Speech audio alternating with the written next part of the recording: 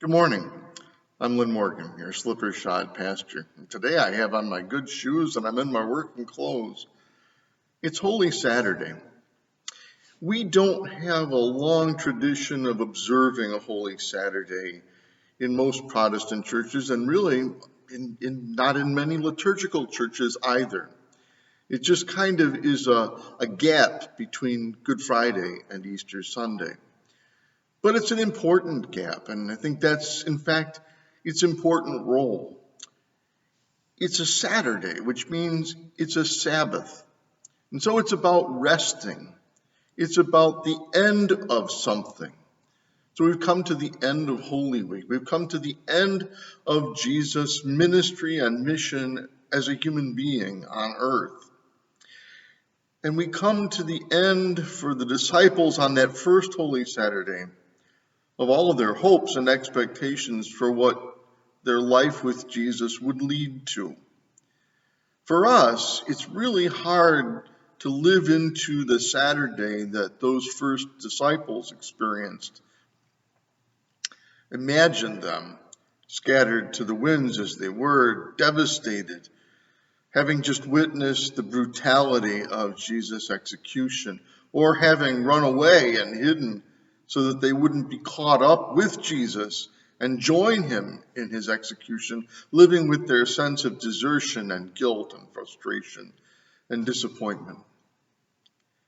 We can't really replicate that feeling, because even though here we are on Holy Saturday, we know what's coming tomorrow.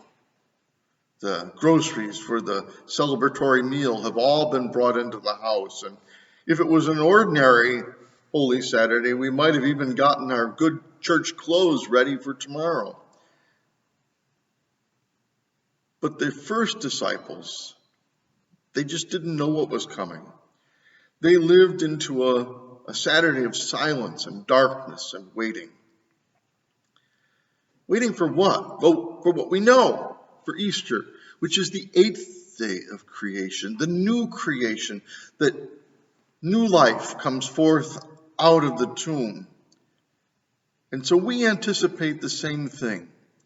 In some ways, we live between Jesus' incarnation and an expectation of his return.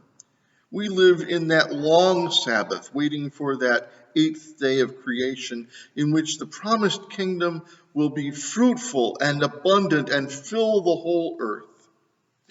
And until then, we live with promise, but we also live with darkness and waiting and watching.